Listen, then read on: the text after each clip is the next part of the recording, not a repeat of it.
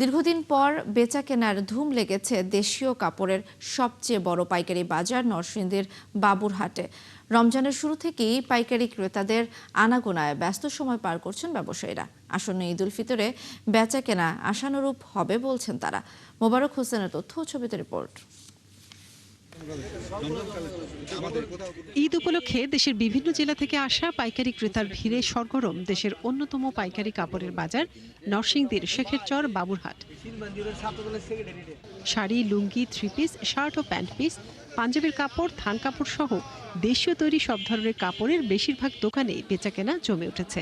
Niacinamide ও salicylic সমৃদ্ধ lily face wash যা ফেসের ডেড স্কিন সেল দূর করে দেয় দ্বিগুণ ফাস্টার ব্রাইটেনিং। স্বাভাবিক সময়ে প্রতি হাটে গড়ে 2 থেকে 300 কোটি টাকার পণ্য বিক্রি হলেও বর্তমান বাজারে তা দাঁড়িয়েছে 1000 কোটির উপরে। এই পাইকারি হাট চলবে 20-22 রোজা পর্যন্ত, পরে খুচরা বেচাকেনা টুকটাক হবে।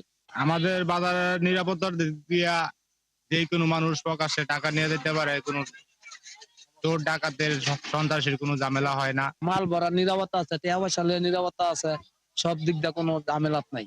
আসতে একটু লেট হয়েছে, যার কারণে মাল একটু সংকট, আর মালের রেটটা একটু খুব বাড়তি। ভালো মান আর কম দামে সুবিধা নিতে দেশের নানা প্রান্ত থেকে ছুটে আসছেন ব্যবসায়ীরা।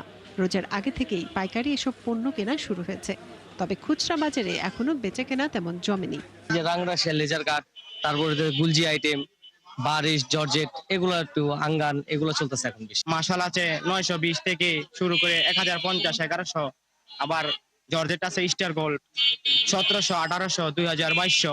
রমজান ছাড়া, ঈদ ছাড়া 200-300 কোটি টাকা বিক্রি হয়, এবং ঈদের সময়, রমজানের সময়, কুরবানির ঈদের সময় 1000 কোটি টাকার উপরে প্রতি সপ্তাহে বেচা কিনে। প্রাচ্যের ম্যানচেস্টার খ্যাত শেখেরচর বাবুরহাটে দেশীয় কাপড়ের পাইকারি দোকানের সংখ্যা প্রায় 5,500।